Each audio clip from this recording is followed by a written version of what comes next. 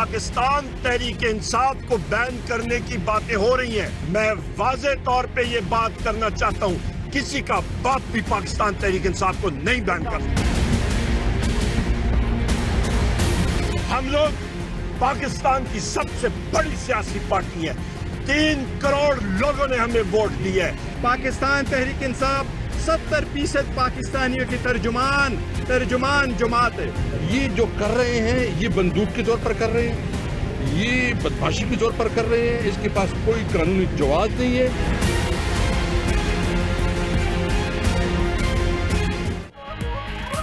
PTI ने डहॉक जजेस की तैनाती की मुखालफत कर दी। सुप्रीम जुडिशल काउंसिल से रजू करने का ऐलान। पीटीआई और सुन्नी इत्तेहाद काउंसिल की पार्लिमानी पार्टी का मुश्तरका इजलास हुआ। इजलास के बाद मीडिया से गुफ्तगू में चेयरमैन पीटीआई बैरिस्टर गौहर ने कहा, सुप्रीम कोर्ट में डहॉक जजेस की तैनाती बदनीयती पर मबनी है। मामला सुप्रीम जुडिशल काउंसिल में भेज रहे हैं। इस इकदाम का मकसद अपने हम ख्याल जजेस को लगाना है। जजेस इस मामले को मुतनाज़ न बनाएं। 4 जजेस को एक साथ दौरान तातीलात लाया जा रहा है। ऑपोजिशन लीडर उमर अयूब ने कहा, गुजारिश है एडहॉक जजेस हमारे केसेस ना सुने। पीटीआई की आदत के खिलाफ जाली मुकदमात बनाए गए हैं। झूठी एफआईआर्स दर्ज करके हमारे अरकान असेंबली को उठाया जा रहा है। शिबली फराज बोले, आइन और कानून को जूते की नोक पर रखा जा रहा है। पीटीआई पर पाबंदी इंतहाई भोंडा इकदाम होगा।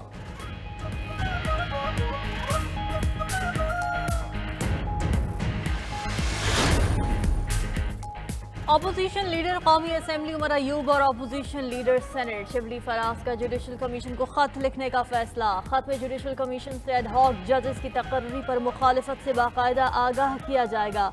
पीटीआई और सुन्नी इत्तेहाद काउंसिल के मुश्तरका पार्लिमानी पार्टी इजलास में मखसूस नशिस्तों के हवाले से सुप्रीम कोर्ट के फैसले पर मुशावरत। पीटीआई के रहनुमाओं और वर्कर्स की गिरफ्तारियों पर भी बातचीत हुई।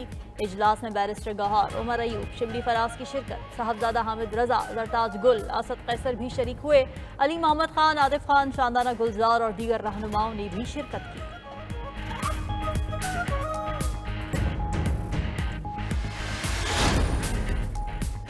एडहॉक जजेस तैनात होने चाहिए, आइन भी इसकी इजाजत देता है। विफाकी वज़ीर कानून आजम नज़ीर तारड़ कहते हैं, एडहॉक जजेस चीफ जस्टिस ने नहीं बल्कि जुडिशल कमीशन ने मुकर्रर करने हैं।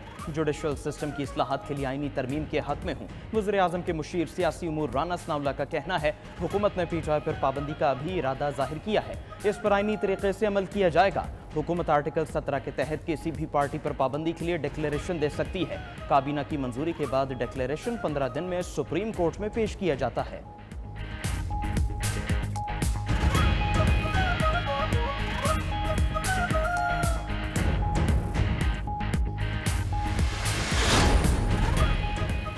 दो साबिक जजेस का एडहॉक जज तैनात होने से इनकार। जस्टिस रिटायर्ड मुशीर आलम के बाद जस्टिस रिटायर्ड मकबूल बाकिर ने भी सुप्रीम कोर्ट का एडहॉक जज बनने से माजरत कर ली।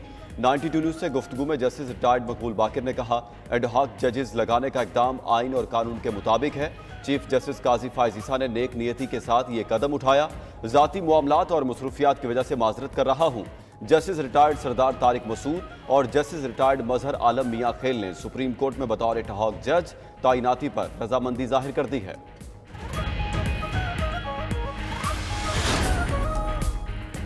वकला बरादरी एडहॉक जजेस की तकर्रुर के मामले पर तकसीम हो गई। पाकिस्तान और पंजाब बार काउंसिल ने सुप्रीम कोर्ट में एडहॉक जजेस के तकर्रुर की हिमायत कर दी। पंजाब बार काउंसिल के अहदेदारान ने एडहॉक जजेस के तकर्रुर को सराहा। वकला रहनुमाओं का कहना है कि हुकूमत तरमीम करने, आईनी अदालत बनाए। लाहौर हाई कोर्ट बार ने एडहॉक जजेस की मुखालिफत की है।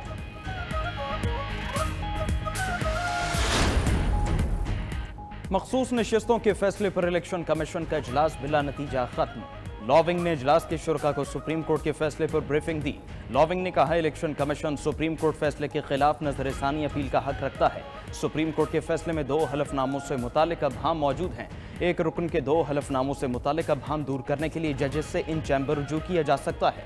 पीटीआई का तंजीमी ढांचा नहीं है, तंजीमी ढांचा न होने से अबहाम है। मखसूस लिस्टें किसकी मंजूर की जाएं, इलेक्शन कमीशन का इजलास कल दोबारा होगा।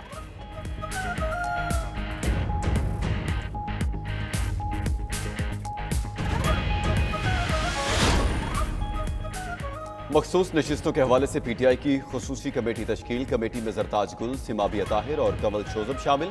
जरताज गुल कहती हैं मखसूस नशिस्तों के लिए आलिया हमजा, सनम जावेद और यास्मीन राशिद के नाम ज़ेर गौर हैं।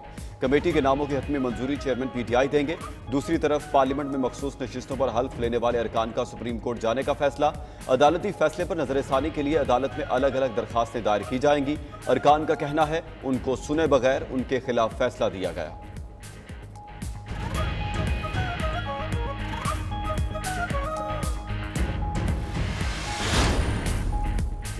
नैब रावलपिंडी की तोशा खाना की नई तहकीकात। नैब टीम की अडियाला जेल में बानी पीटीआई और बुशरा बीबी से तफ्तीश। तोशा खाना तहफ़ के हवाले से 1 घंटे तक पूछगछ की गई। तफ्तीश के दौरान तोहफे में मिलने वाली ज्वेलरी सेट से मुताल्लिक़ सवालात किए गए। दूसरी तरफ काबीना डिवीजन का तोशा खाना में मौसूल तहफ़ की कीमतों का तखमीना लगाने का फैसला। काबीना डिवीजन ने 7 अगस्त तक तखमीनाकारों से बोलियां तलब कर लीं। मौसूल शुदा बोलियां 7 अगस्त को ही खोली जाएंगी। तोशा खाना में मौसूल मुख्तलिफ कैटेगरीज के तहफ़ की कीमतों का तखमीना लगाया जाएगा।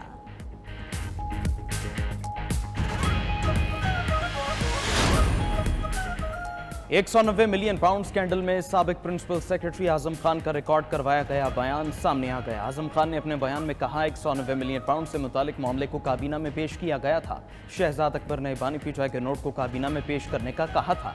मामले की बानी पीटीआई से तस्दीक के बाद काबीना सेक्रेटरी को मंजूरी दी थी। काबीना सेक्रेटरी से जब मामले पर बात हुई वो मेरे दफ्तर में मौजूद थे।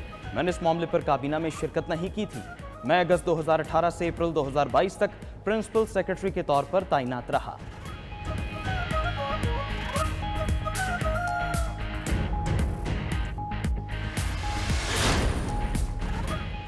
190 मिलियन पाउंड स्कैंडल में अहम पेशरफ्त। नैब की जानिब से ज़िमनी रेफरेंस दायर करने का इम्कान। ज़राए के मुताबिक ज़िमनी रेफरेंस आइंदा एग्जीक्यूटिव बोर्ड में पेश किया जाएगा। EBM की मंजूरी के बाद रेफरेंस दायर किया जाएगा। ज़िमनी रेफरेंस में बुशरा बीबी को भी मुल्जिम नामजद किया जाएगा। नैब की टीम तफ्तीश मुकम्मल होने पर अपनी रिपोर्ट हेडक्वार्टर भेजेगी। निजी सोसाइटी में छापे के दौरान हासिल शवाहिद को भी रेफरेंस का हिस्सा बनाया जाएगा।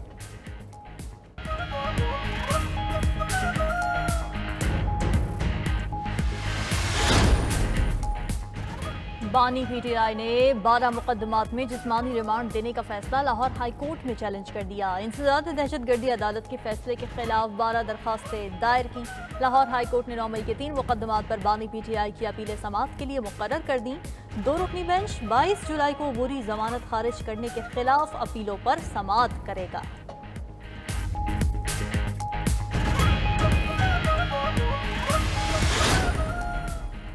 सनम जावेद की गिरफ्तारी गैर कानूनी करार। इस्लामाबाद हाईकोर्ट ने रिहाई की दरखास्त निपटा दी। अटॉर्नी जनरल ने अदालत में कहा बलोचिस्तान पुलिस मजीद राहदारी रिमांड की इस्तदा नहीं कर रही।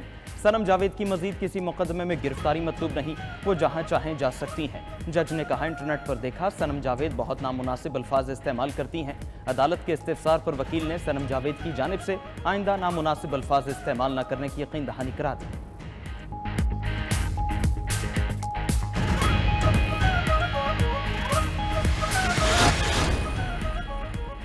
ट्विटर के बाद फेसबुक और इंस्टाग्राम को पाकिस्तान में गैर एलानिया बंदिश का सामना। इंटरनेट सर्विस प्रोवाइडर कंपनीज ने सार्फिन को आगाह कर दिया। कंपनीज का कहना है कि फेसबुक और इंस्टाग्राम की बंदिश एक्स पर पाबंदी का तसलसल है। 2 रोज से मुल्क भर में सार्फिन को मुतालिका फोरम्स के इस्तेमाल में मुश्किलात दरपेश हैं। पीटीए ने फेसबुक और इंस्टाग्राम की बंदिश से मुतालिक पेशगी इत्तला नहीं दी। पीटीए की जानिब से इन फोरम्स की बंदिश का टाइम फ्रेम भी नहीं दिया गया। इंटरनेट सर्विस प्रोवाइडर ने पाकिस्तान टेलीकम्युनिकेशन अथॉरिटी को खत लिख दिया।